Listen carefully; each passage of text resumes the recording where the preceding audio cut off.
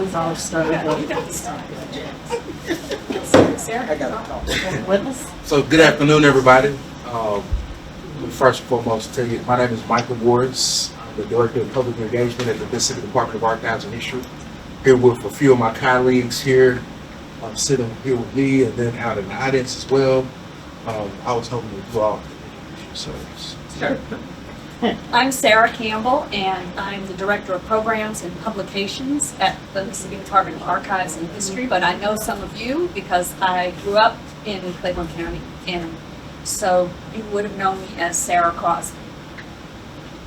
Good evening, everyone. I'm Joyce Dixon-Lawson. I'm a retired historian, semi-retired. I'm not sure what that word means anymore. And so I'm working on this project to bring forth the human aspect, the African-American human aspect of what Windsor Plantation was, not necessarily what Windsor Ruins is, but how the plantation and the people themselves made the plantation itself. So I'm a freelance researcher working on different projects. This is one of my favorite ones right here. Hello, my name is Linda Wood. I am a family researcher. I enjoy researching families. I enjoy researching various records, and that's why I'm here. Just to do general research. I'm glad to meet all of you.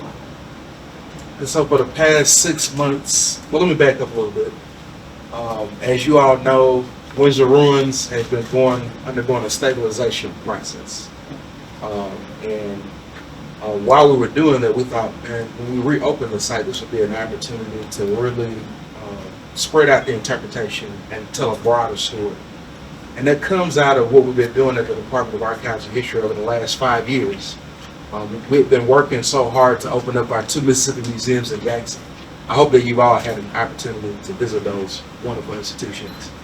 But if you ever go, you'll see that we tell an unvarnished truth about our past. We tell a full story about the Civil Rights Movement, about the Civil War, about Reconstruction, about modern day Mississippi. And we wanted to take some of those ideas that we learned from that process and kind of implement those into what we're doing at Windsor Ruins. And so the idea was, let's talk about, the columns. And, you all have been there. They're some of the most spectacular. They're one of the most spectacular sites in our state. Let's continue to talk about how it was created, but let's also talk about the enslaved people that were there, and let's connect these stories with their descendants, etc. And so we'll start off by talking about the Stabilization project, and I've got some notes that our folks from the Stewart Preservation gave me that I'll just read real quickly. The Windsor Plantation was once one of Mississippi's largest mansions. Since it burned in 1890, its ruins has become one of the most recognizable and iconic sites in the state. Windsor Ruins was listed on the National Register of Historic Places in 1971 and acquired by the Department of Archives and History in 1974. It was designated a Mississippi landmark in 1985. In 2016, MDAH commissioned architectural conservator George Ford to conduct a study on the site. Ford's report showed that more than a century of exposure to the elements had caused erosion to the 45-foot tall columns and fracturing of the iron cabinets. About 3 cubic feet of masonry disintegrates annually. Half of the decorative stucco on the columns had been lost and continues to erode. And 4 to 6 pieces of the iron cabinets detach and fall every year. The report included recommendations to repair and conserve the 23 columns and 5 partial columns. In 2017, the Stabilization project began, and MDAH erected temporary metal fencing around Windsor Ruins to protect visitors from the falling debris. The department has worked with professionals to decrease the amount of stucco lost each year and to ensure the long-term preservation of the site. I'm thrilled to announce that the Stabilization project is in its final stage and will be completed later this year. And the plans are to remove the current fencing at the site and erect knee-high steel tubing, making it more accessible and non-obstructive for the public. But we will also be developing new interpretation interpretive signage for the site. And that's one of the purposes of this meeting, is to share about the direction of our research, especially our interest in learning about the enslaved on the Smith-Off coffee Daniell Plantation and their descendants. Wrote a little bit about telling the story about the site. Windsor Ruins is a multi-occupational site. That's a word that one of our historic preservation folks came up with. And what that means is it's a site that speaks to multiple aspects of our history. The columns are first and foremost situated on native land, as we know, which we believe are ancestors of the Natchez Indians. The Native American mounds, as you all know, are right there in this vicinity, and we plan to conduct some archaeological investigations so that we can learn more. The site is a physical representation of the enormous wealth created through the Mississippi Plantation economy that existed in Mississippi during the 19th century. It was built with the labor of skilled black brick masons and St. Louis artisans. Number three, it was a very important site during the Civil War, as Fred Reeves and I have discussed. It was a black man that told General Ulysses Grant to cross the Mississippi River at Bruinsburg near Windsor. And when the Union Army made its way into Mississippi, they camped out at the Windsor Plantation.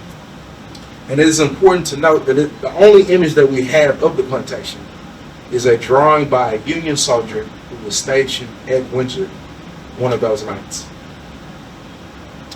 But number four, and most importantly for us, because our job is preservation, it's one of our state's first examples of preservation.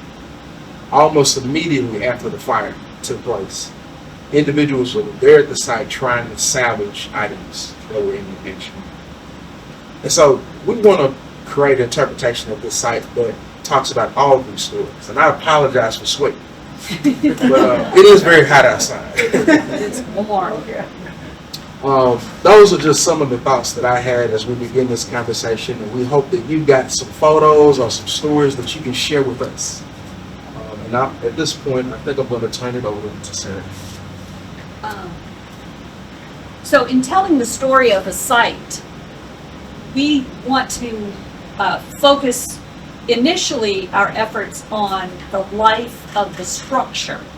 So the structure, the beginning of the building is 1859, and then it is completed in 1861.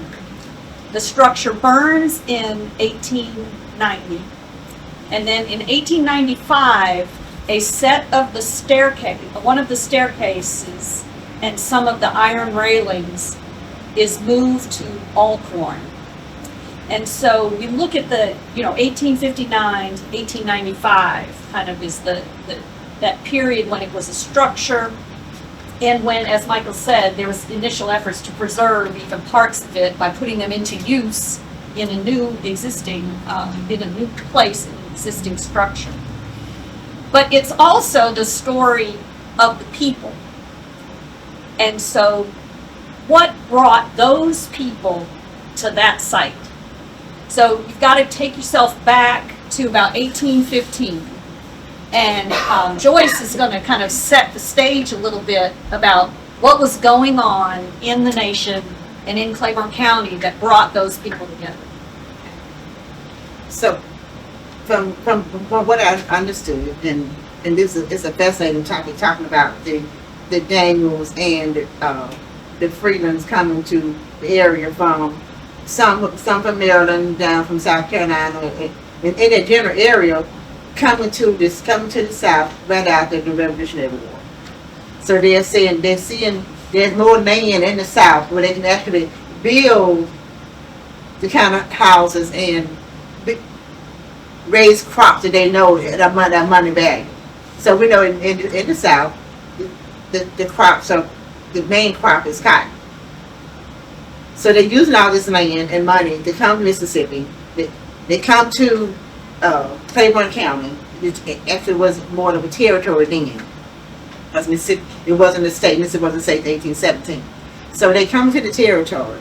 And they're not just coming to the territory where Claiborne County is, and it's as much bigger as Claiborne County and Adams and Franklin County and across the river from Louisiana.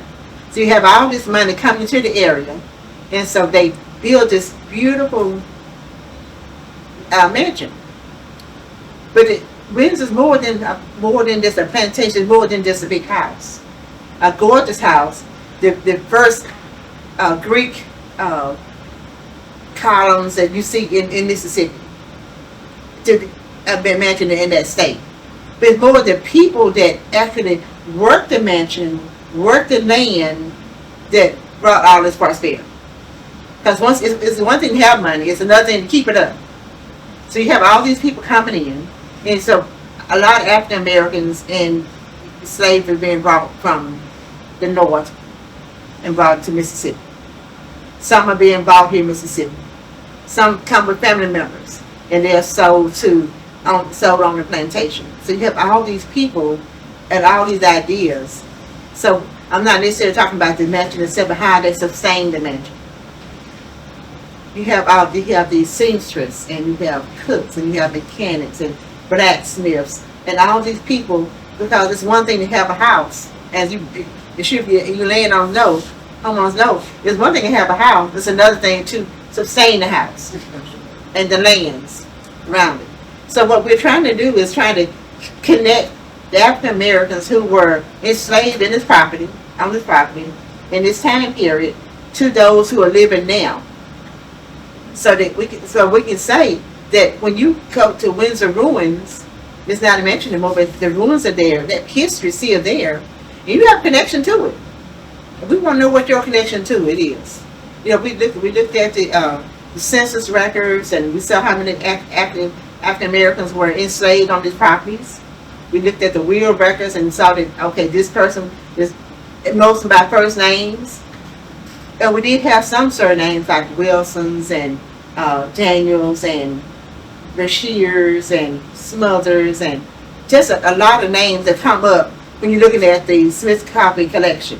There's a collection at the Department of Archival History that I've gone through, and I see it needs to go through some more because it's such a fascinating story. Because once, it's just like doing any kind of genealogy, you have to start at one point before you can get to the middle point, right? So when I tell people doing genealogy, especially doing African American genealogy, you first got to get to learn the people you know. Then as you're going down, you need to find who the former slave owners are. So in this case, these are the people who own Windsor. And we know that a lot of times there's not only a physical connection, there's a blood relation to these lot of people. And if you look at some of the records, you can see that sometimes they talk about what color they were. And that gives a right off that we know that there's a blood relation. And a lot of times people don't talk about it because they just see it. They go drive by and say, look at those columns, what do they mean? Why does the state put so much money into that? Because it's a part of Mississippi history. It's our job to tell the full truth about the state of the ruins. How did they get there? Why are they so important? Because history is important. We are connected to it. We're all connected to it. So let's tell the full story. And we want to give you all a platform to say, my family was this family, and we related to the Daniel, we related to the Smother, we related to the Wilsons.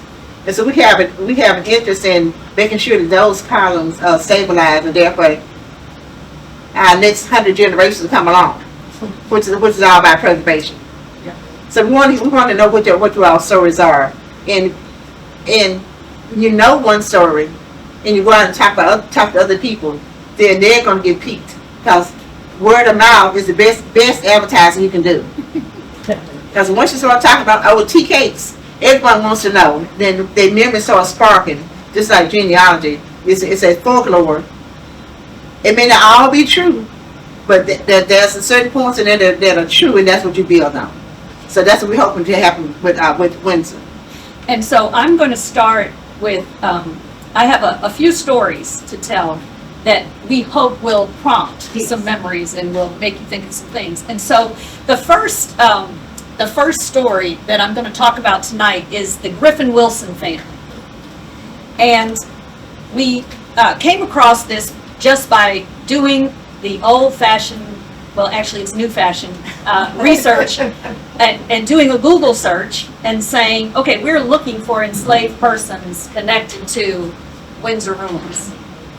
And we found the genealogy work done by the Griffin Wilson family and descendants.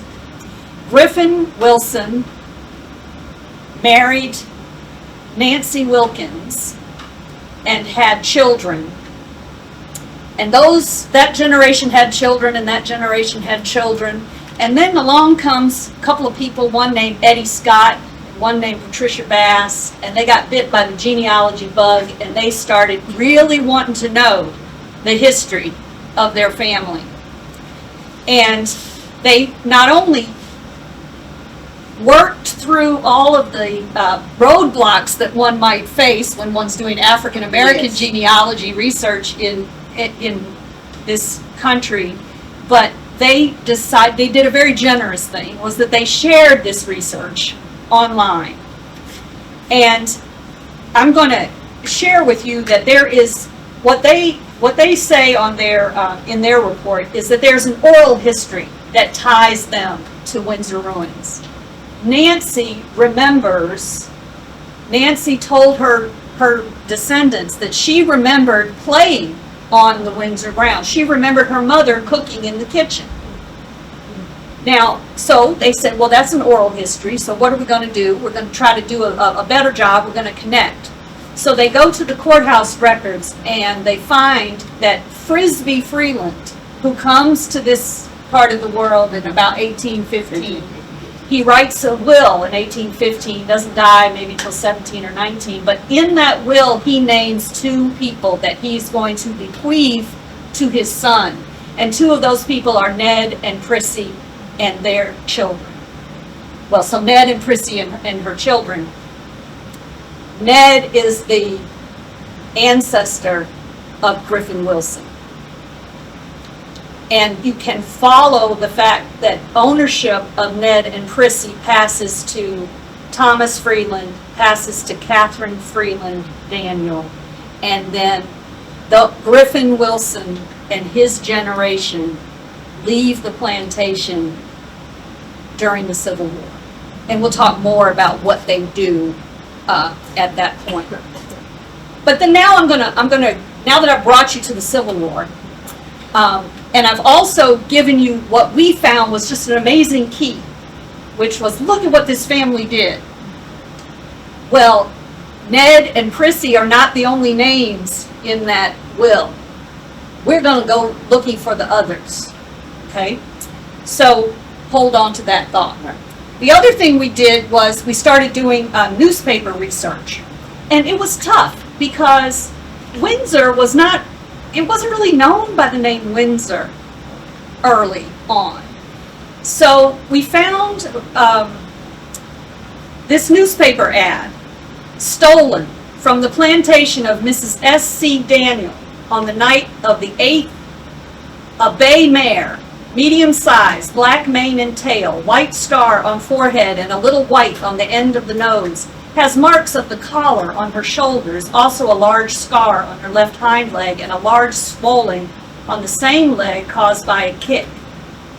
I suspect she was taken by the Negro boy Pete, who ran away about the same time. Said boy is coal black, about 6 feet high, slim build, and walks very erect. By trade a mechanic. Weighs 160 or 170 pounds, has an old scar on his head. A liberal reward will be paid for the recovery of either mare or Negro.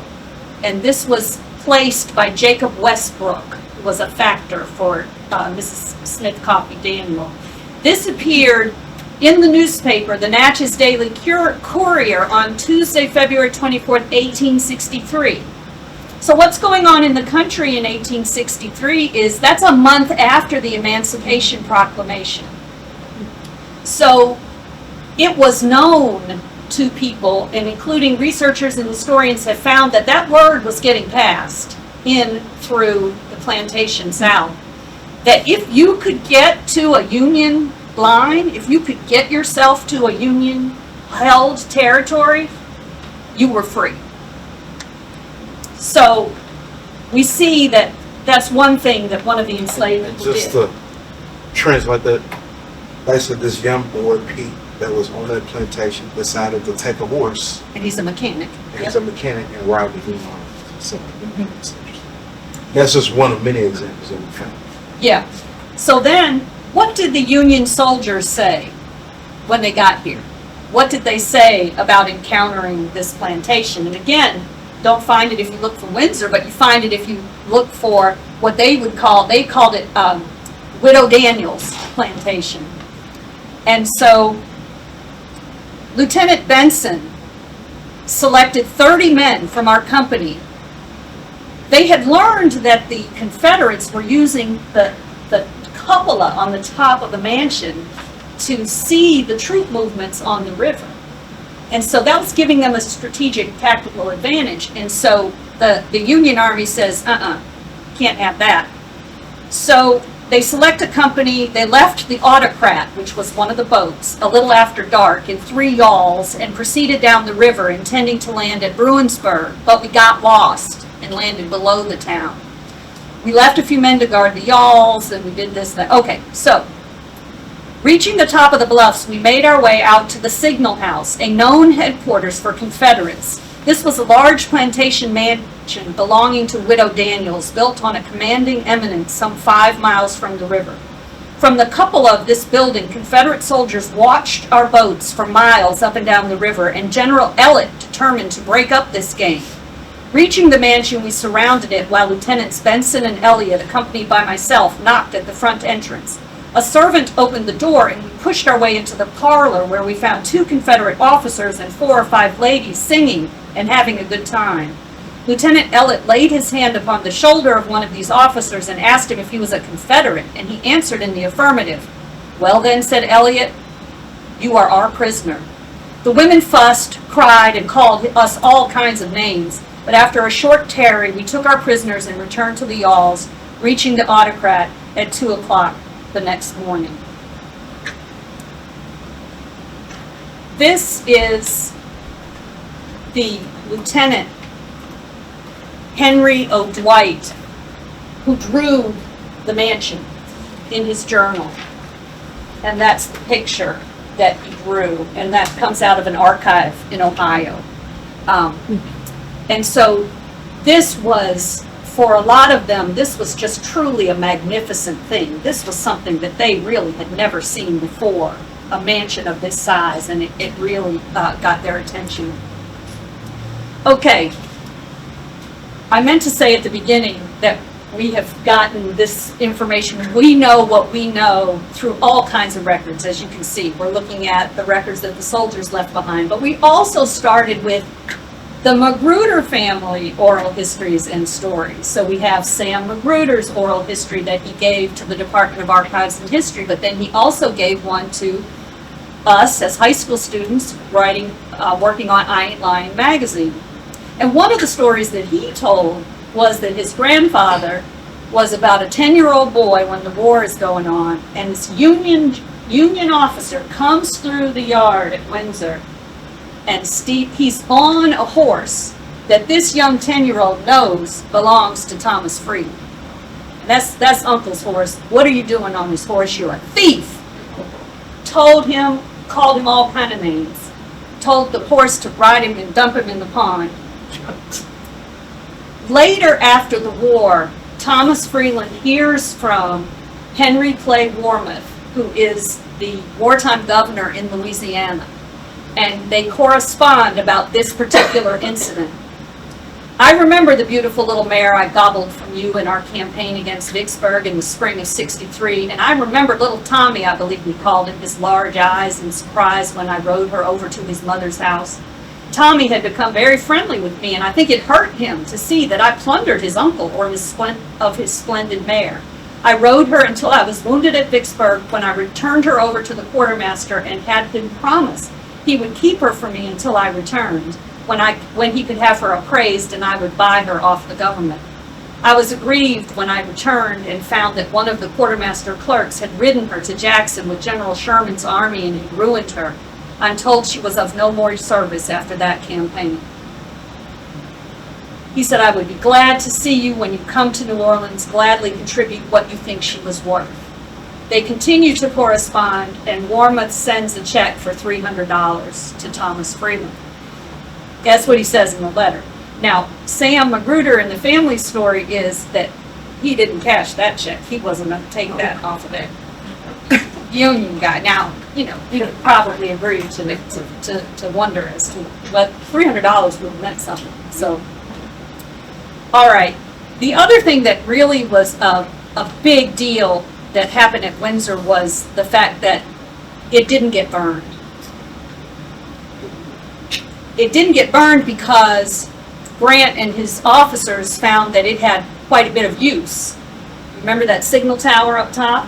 But then also it was huge, and they had the Battle of Port Gibson right nearby. They had all these skirmishes, there were all these wounded, and they needed hospital space. So they created a hospital, and it was and the family got to live there, but they got sent upstairs.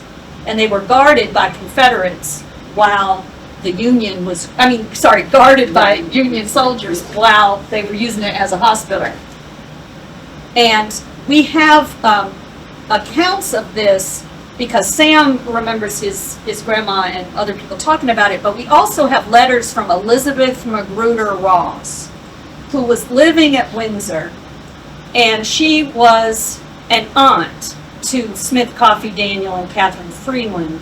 She was a sister of Priscilla. It's hard to keep all these names straight, y'all. But, I forgot. Thinking of names, I'm going to tell one more thing about names in a minute. You know, I told you that the Wilson Griffin family had this oral history connection. One of Nancy and Griffin's children was named Smith Daniell. So it's just another one of those pieces of the puzzle that lets us know where they were. So Elizabeth Magruder Ross says that, it was horrible, the wounds were smelling bad, everything was terrible when they were using our place. Our cook was having to cook off-site and bring us our food. The other thing that happened, and I'm going to try to speed through because I know our time is running, but some of the men died, of course. They died in battle, but then they also died at the hospital. And so Union soldiers who were killed were buried originally on the grounds at the Daniell Plantation. And when the war was over, the bodies were found, disinterred, and buried at the cemetery in Vicksburg. But because we have an excellent researcher, as you can tell, we have these excellent researchers, but we also have an excellent researcher named Jeff Gambrone, whose specialty is the Civil War up in Jackson. And he found Gardner Donahue. And Gardner Donahue is one of the people who died. And he served in the Company B of the 18th Indiana Infantry. And he and his brother both died in that, during the battles in Port Gibson. One died on the day, the other one lingered in the hospital and then died. But we know where he was buried. The description is, so many poles west of the oak tree on the plantation. So there's excellent records. And so one of the reasons that these records are here and we can have these stories is because of the Army being there and the soldiers keeping the records. So freedom came as these battles were being fought. And so what did people do? So one of the things we know that people did from the Griffin-Wilson family, we know that Griffin-Wilson bought land after the Civil War. He didn't buy land right there down by Daniell's plantation. He bought land in Tillman, near Tillman area. And we know about his life because his wife Nancy's father's name is Elijah Wilkins. Elijah and Nancy had been on the Evans plantation, which was at Bruinsburg. And Elijah died. And so his wife, Caroline Wilkins, and his daughter Nancy were entitled to receive his pension as widows and children. And so in that pension application, you had to get an affidavit, and you had to prove that you were married, which wasn't always easy if you were an enslaved person, wouldn't have had a marriage certificate, etc. But we find stories about their lives. Griffin Wilson is a preacher and a farmer. Nancy is keeping her own house. In other words, managing the household of herself and her husband, and this is one of my favorite things that we have. We have a picture of Griffin and Nancy. If I would keep to my system, I should be able to find it pretty easily.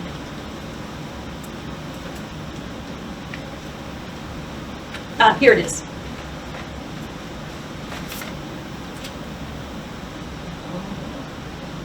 That's Griffin and Nancy, and it had to be before 1918 because he dies in 1918. He's got a pocket watch on a chain and looking very prosperous in their clothing and their chair and the setting. All right. But again, we're always looking for documents, right? So some of the other people named in the will are the Smothers family. So we have Bill Smothers and Henrietta Smothers. So Mrs. Henrietta Smothers has an affidavit in a pension application based on her husband's service in Company F of the 63rd U.S. Colored Infantry. And as part of that, there is an affidavit filed. And the signer of this affidavit is Catherine Freeland Daniell Williams. And she says, I am well acquainted with the claimant, Henrietta Smothers. She and her husband, William Smothers, now deceased, were the slaves of my father, then the late Thomas Freeland, deceased, and were married about 1844 during his lifetime and with his consent. Both were young and neither had been previously married. After my father's death, I fell heir to both of them, and they continued to live together as man and wife, rearing a family of children on my place near Ruinsburg, Mississippi, up to 1863, when William joined the Federal Army, then in my neighborhood. After William returned from the Army in 1866, he and Henrietta continued to live together as man and wife up to his death. So this is the first of the documented records that we found where the Catherine Daniels is naming someone as having been on that place. And it's the same people that we've been finding in the will records. I'll just do a couple more quick ones. James Smothers Sr. leaves the plantation, goes up to Edwards, Mississippi, and becomes a prosperous farmer. At the time of his death, so this is a man who was named in the will of the probate records of Thomas Freeland. And then when he passes away, he leaves a will leaving land, stock, and other property to his family. Now I'm getting real close to the end. I know, Michael, I'm taking a long time. But, so then we finally have a newspaper account from April 26, 1895, that tells the story of the staircase going from Windsor to Alcorn. A set of handsome iron steps and some railing, formerly belonging to the Daniell, quote, Windsor residence, have been put up at the Alcorn Chapel and add much to the appearance of the already imposing structure. The shoe shop at this institution is turning out some very creditable work. The students in blacksmithing are making single bedsteads of iron, neat and durable. The printing department, too, is another interesting feature. Governor Stone is expected to make an address on commencement, 28th of May, on commencement day. For the longest time, we had no idea where those stairs exactly. Right, we didn't know when. 1895. And what was the source? The source is the Port Gibson Reveille. Yay. April 26, 1895. Port Gibson Reveille. And I don't have the page, but Chronicling America has the digitized versions of the Port Gibson Reveille for that time period, so it's available free on the Library of Congress search site. The department digitizes those newspapers. Right, the Department of Archives and History digitized those newspapers as part of a National Endowment for Humanities. This is a great one. Grant, yes. So I really I've told you lots of stories, but it's really kind of just the tip of the iceberg. But we wanted to give you a flavor of it. But then we wanted to give you a chance, as Michael said, to share. Well, we can answer questions, first of all, but then also you can share with us your connections to Windsor, or what you know about Windsor, or what you'd like to know about Windsor. So, Michael, Yes, let's have a conversation. just have a conversation. Who wants to help start us off? Yes. How did it become Windsor? It was always known as. You know, that's a good question. The only thing I found about that, and it has a little bit of a sense of being an apocryphal story, but I don't know. The source for me was something in the WPA research that was done, and it said that not because of any connection to any castle that might have been in the United Kingdom, but that the weird sounds that the wind made in the ruins, in the columns in the ruins, it was called Windsor because of that. Again, it sounds kind of like an apocryphal story to me, but that's what is in the WPA records. Do you have any competing story? But that's I always thought it was Windsor. I mean, this is Well, and so revelation to me. right, so we were searching for Windsor Plantation. We're searching in the records for the Civil War, you know, the Union Army and everything. And then, but as soon as we went to Daniell, then we could start finding references. And then we, again, that Natchez advertisement from 1863. You don't get you don't get it called Windsor by Eliza Magruder Ross when she's writing letters, Right. you know. So that's what we know. That's a recurring question, though. I've heard that Yeah, throughout this people want to project. know. Where Yeah. does Windsor come from? Can I ask a question on follow-up on that? Yeah, sure. Were most of the antebellum mansions built in the old Natchez district? You know, I'm from Natchez, although, were they from the get-go, did they have names like Auburn or Melrose or Devereux? So, you know, Well, a lot of them did, and a lot of, but you're getting out of my area of expertise, because we're not the historic preservation folks, but just in a lot of the reading and things, there were places in Claiborne County at that time that did have names. But it might have been the plantation name, and then we just think of the house like Cane Mount, right. or Retreat. Retreat, right, which is where they go. It was a Freeland property where they go after the home burns. China Grove, Buck Plantation. Greenwood. Buck Plantation. Buck, yeah, go ahead. Greenwood. Oh, Greenwood.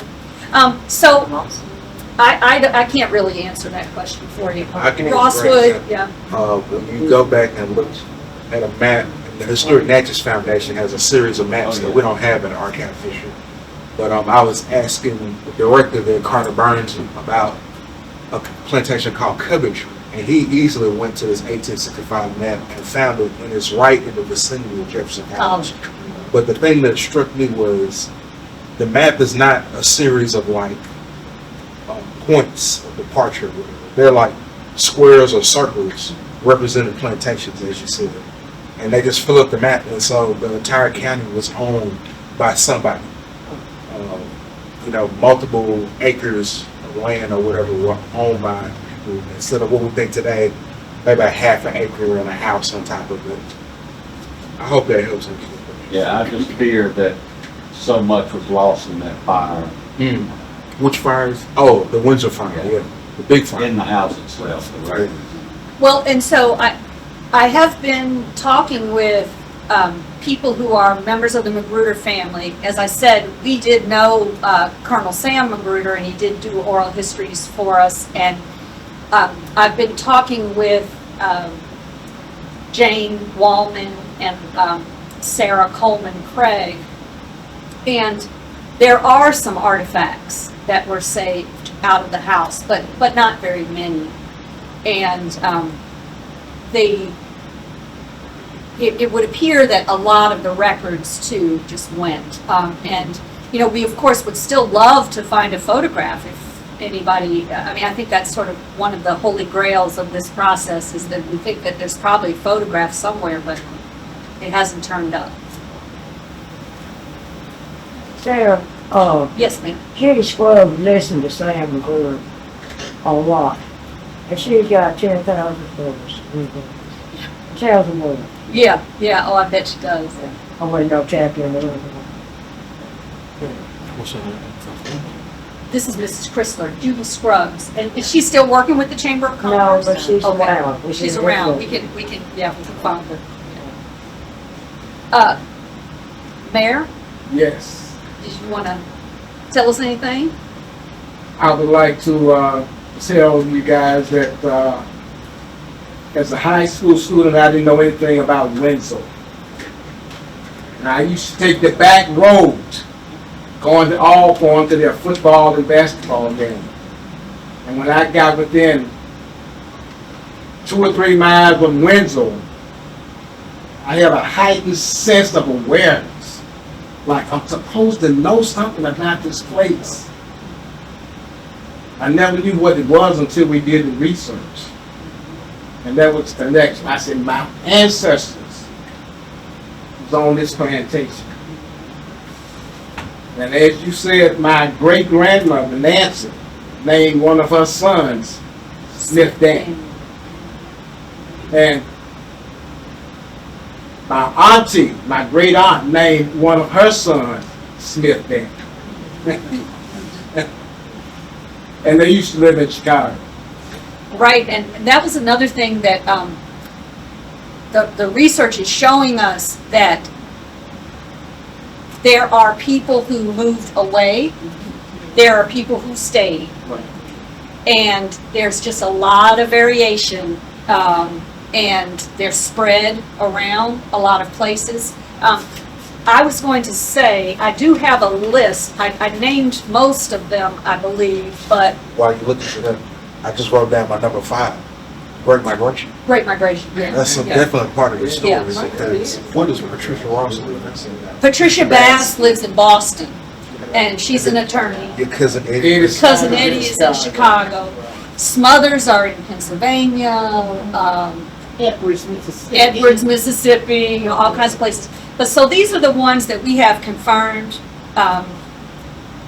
The Ned and Prissy Wilson and children, the Griffin Wilson family, Joshua and Fannie Newsom and children, William and Henrietta Smothers and children, James Sr. and Alice Smothers and children, James Smothers Jr.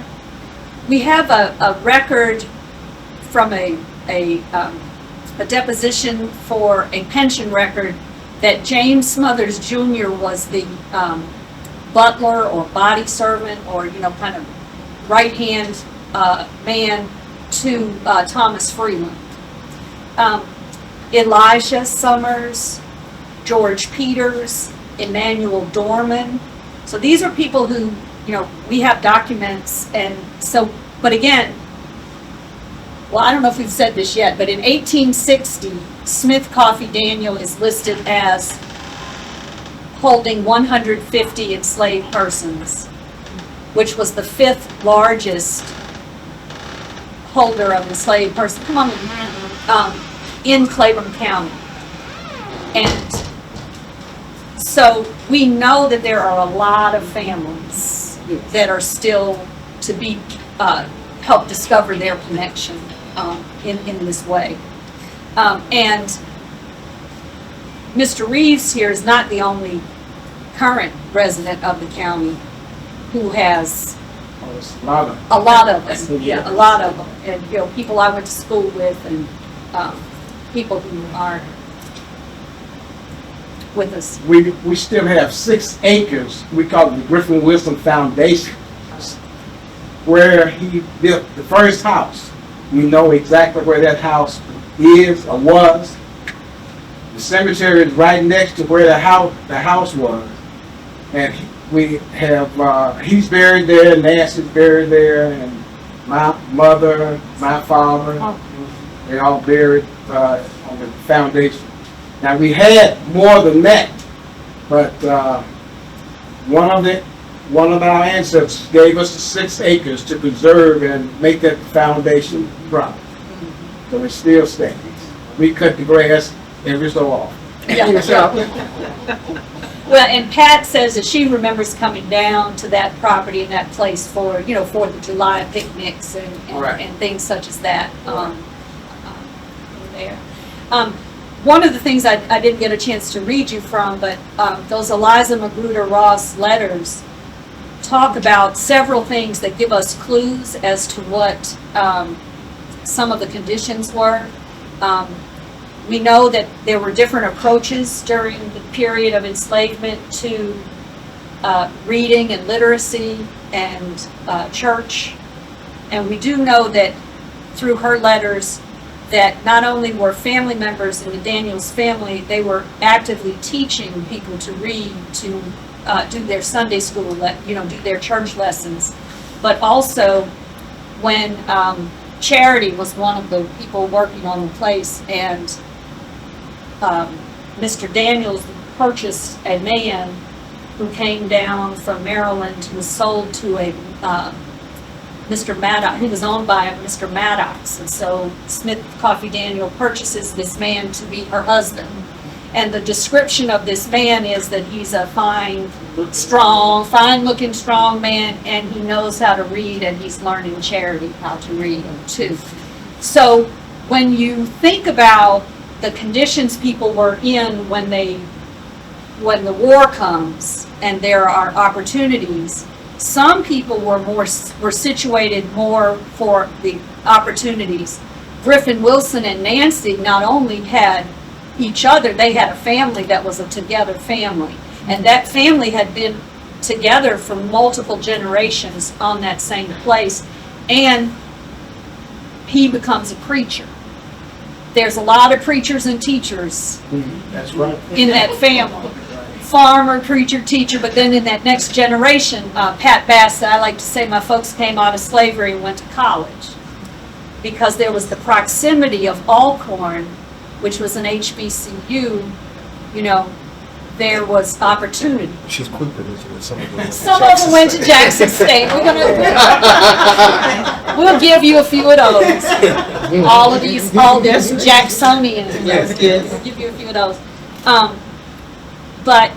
And as Joyce had mentioned before, Elizabeth Magruder Ross makes a distinction in her letters after the war. She talks about how, it's so difficult to get people to work, and they're just lazy, and it's hard, and you got to pay them so much, just to get to work. So she's got the same ideas of her time. But later she says, all of the people who worked in the house left us, gone. But we have the people who are working the field. We have enough people. We have the land still, and we can lease the land. We can live comfortably. She talks about that. At least we have the land. We still have the land. Now she will give you a whole list of everything that got burned and stolen and trashed and. And they had the house after the war too, until 1890. But it is interesting to see from her point of view what the lives. She describes certain things that give us a little insight. I'd like to add, what you said earlier. Yes, sir. About the family staying together. My family originally came from Talbot County, Maryland. That's where they came from. And they always had the surname Wilson. And we've been trying to figure out where did they get the surname from. We haven't been able to find that out yet. And the other thing about Ned, when Ned passes away, dies, on his death certificate, he says he was born in Africa. Born in that. And so was his mother, Phoebe. Right. And so, you know, for those of us who remember Roots and just how much of a kind of story, that epic story this was of tracing a family all the way back to Africa. You know, the Wilson family has that ability too. Yeah, we do the DNA test. Yeah, Right. yeah. Ghana. Ghana. Ghana. Yeah. Another thing that I think is interesting about what you two are talking about is the fact that we always think about the domestic slave trade when we think about how African Americans got to Mississippi, etc. Well, that's one way they got here. But in this situation, they were already in Maryland, enslaved. And brought here along the journey. They came down with Freedom. With Frisbee Freeland. With Freedom. And you know, you mentioned, I think somebody was, your cemetery that you were mentioning. So of course there is also the historic cemetery that is on the place just near Windsor Ruins, which is the Freeland Cemetery, and that's where Frisbee Freeland and many of the people that we talk about in the property owning family are in that cemetery. But one thing I noticed when we were driving through, coming to Port Gibson, is that I saw a lot of political signages. But what I was most interested in is not what they were running, but the surnames. And like, these are some of the same surnames that we're going to talk about. And I kept seeing the name Newsom, and I was looking at the Newsom, and I saw that there was a Newsom family. I think it was Thomas Newsom and his family. In 1870, they were in Claiborne County, and then by 1880, they're over in Lawrence County. So it's just like I always picture when I'm doing genealogy, and I start with a small circle, and then when I can't find, I just make the circle bigger and bigger and bigger and try to find my person. So you see that they're not just staying in one spot.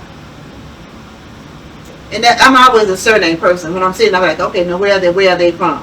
Where are they from? Right, and right after the war, we see some people on Davis Bend in Vicksburg on Hurricane.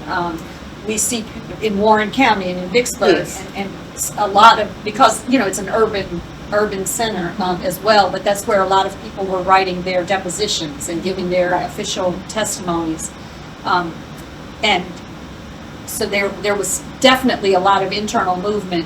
There were, in 1860, there were 12,000 and more, but around 12,000 African American enslaved in Claiborne County.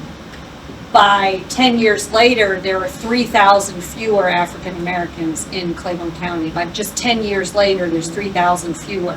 And the white population doesn't really change that much. It stays pretty steady at 3,300 or so. So that migration out, out-migration was beginning right after the war. And kept going. And you see Daniel's moving from this area to Madison County. Right. And also the Coleman's moving from this area to Madison County, then traveling north. And what's interesting, I mean, I know that you said about the surnames, because you noticed it too, didn't you, Linda, about Newsom and all. But Fred, what's your surname? Reeves. Reeves. It's not Wilson. No. And it certainly is not Daniel or Freeland. You know, that was another kind of mistake of thinking that I certainly went into it with, was a lot of people were taught or thought that the enslaved people then had the same surname as the property owner. But it really is not the case very much in Claiborne County, because they've done some studies to show, and there are a few Schaefers that have both surname, like African American Schaefers, white Schaefers, but not very many of the people carry the surname of the enslaved. It makes sense if you think about it, because you're white. You want to protect your last name. You don't just want to give your, back in this time period. Well, and also, I think what it speaks to too is that these folks, often, some of these folks were brought here and they had been priorly associated with another family, or they, this was not their first stop from Africa. But it's also possible that black folks just created their last name out of thin Right, air. because they did, yeah.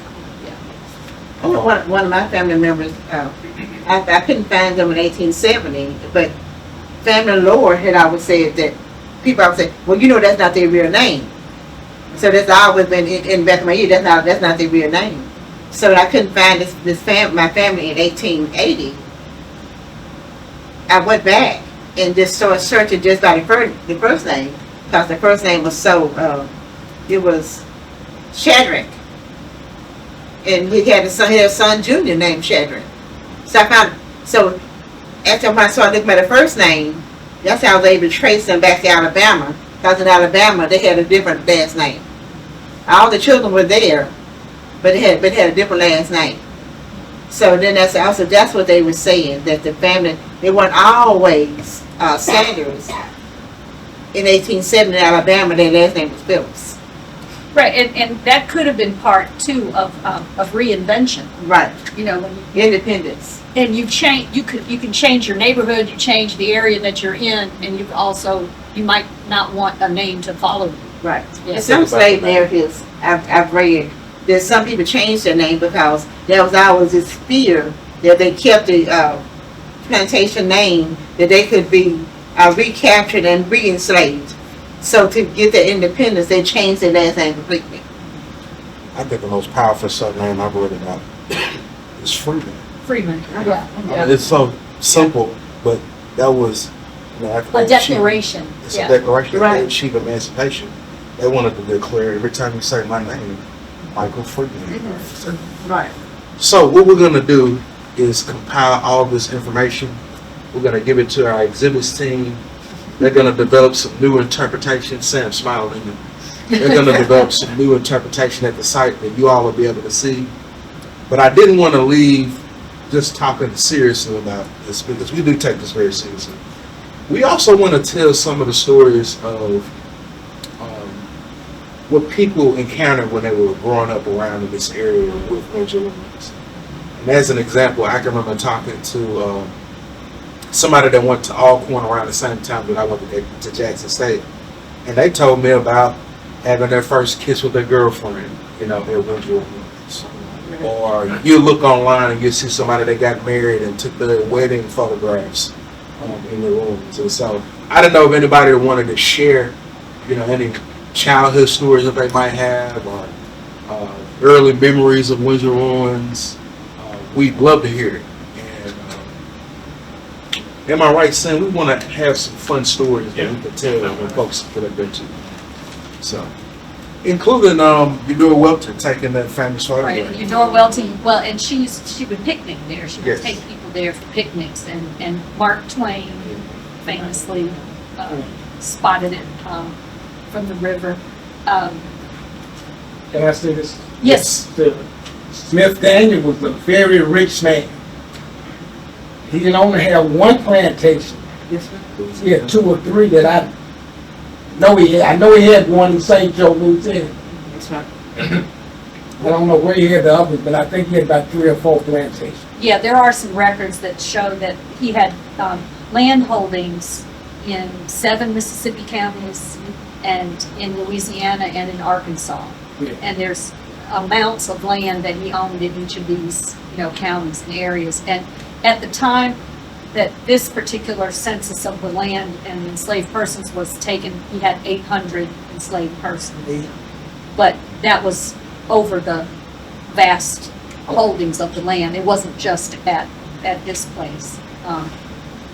The other thing that I wanted to mention too is that this is just the first of the community engagement meetings. We plan to have a meeting next month at Alcorn, and Michael is working with some folks there. So if you hear from somebody who says, "Oh, I wished I had gone," you can let them know that we'll be putting that word out in the same channels that we did this meeting. And we will let you all know about that meeting in August. Please sign in on our sign-in sheet if you haven't had a chance to do that. But yes, I can tell you one thing, people come from all over the world to to see see Windsor.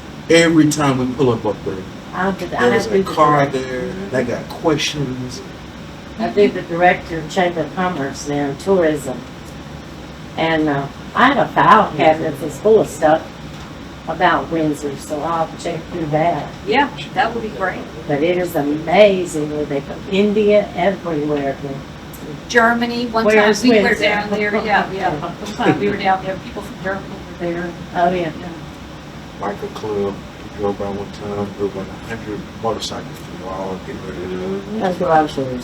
Yeah, and bicycle, there's also bicycle tours. Yep. Bicycle tours they come. Yeah. Anybody have anything else they'd like to share? Any questions? And Michael and I brought our cards too. Sarah brought her cards. Okay.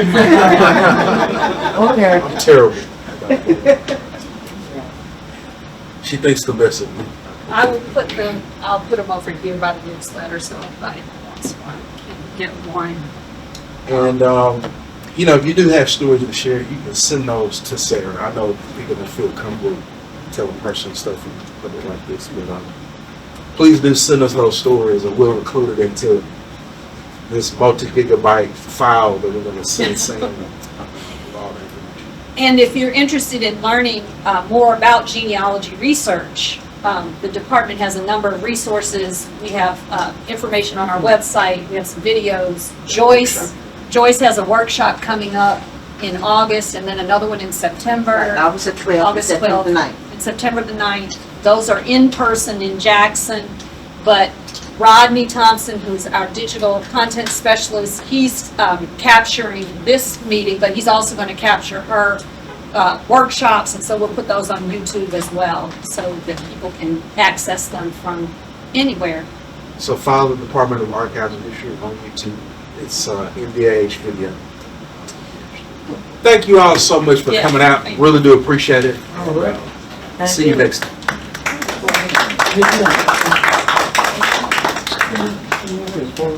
Photo.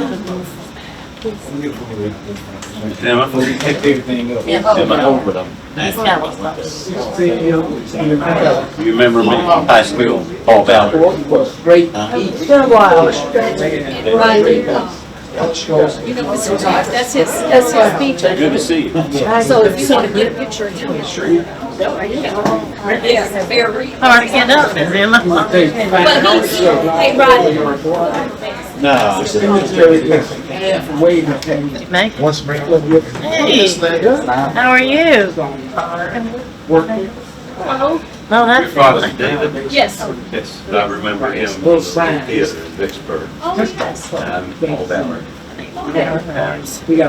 she's the one that made this culture prosper. Northwest, oh, yes. Office there. Well, did you come down for this one? We got gates, open the gate, we don't keep it off. Within, It's June. I never had it. She brought it. you were,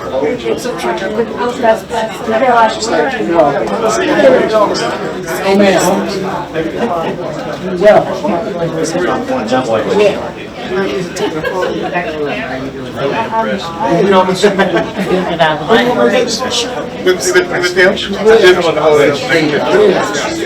Yeah, I have that picture. So, oh, that's your fault. Yeah. That's like, From my grandma. Grandmother was still. yes.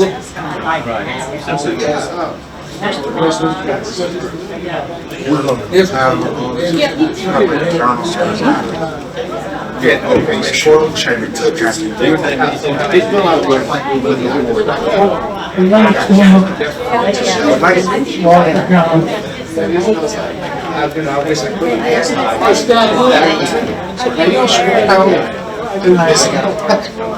Linda was telling me something. great to see you. So it's like, but that's how this was.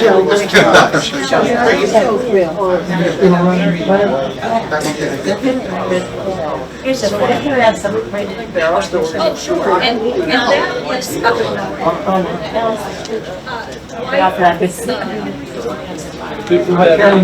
yeah, sure, and the application, that photograph is in What there is all in my daughter. yeah, because it came up with that. Yeah. Are you interested in the book? I'll get it out for you. You interested in it? Are you interested in one of these? Yes. Okay. Mikey Lewis. Hey, how you doing? Yes, thank you. Yes, welcome.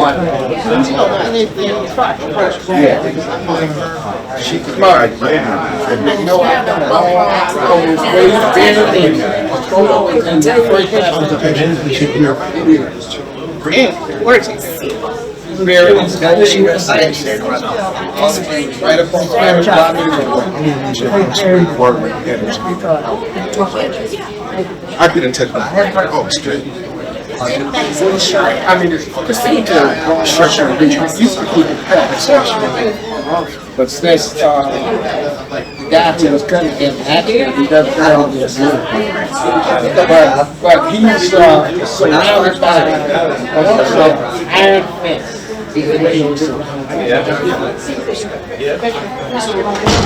Well, I think for what's lived in essence, when you're working on, you have to have a second job to make ends meet. George, yes, ma'am. Really good. All the best, yes, sir.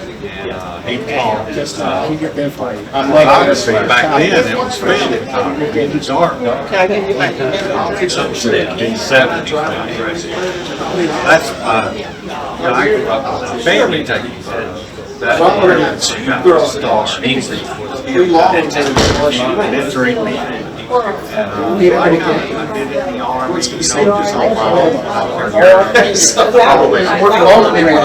Yeah, that's Everybody comes forward outside of Mississippi. And so, I've called him there years taking video and all kinds of stuff over there. So it's got, the most famous photo is Dora's, Dora Welch. I mean, I'm carrying this. Captured her own shadow inadvertently. So the photography story, I don't know if these guys are going to talk about that in the group back there. It's the first, what is it, First Baptist? First Baptist. Of Windsor, and it's powerful because it's big.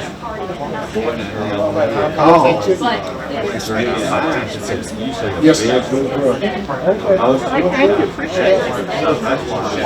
Photographs. I did not vote for Windsor.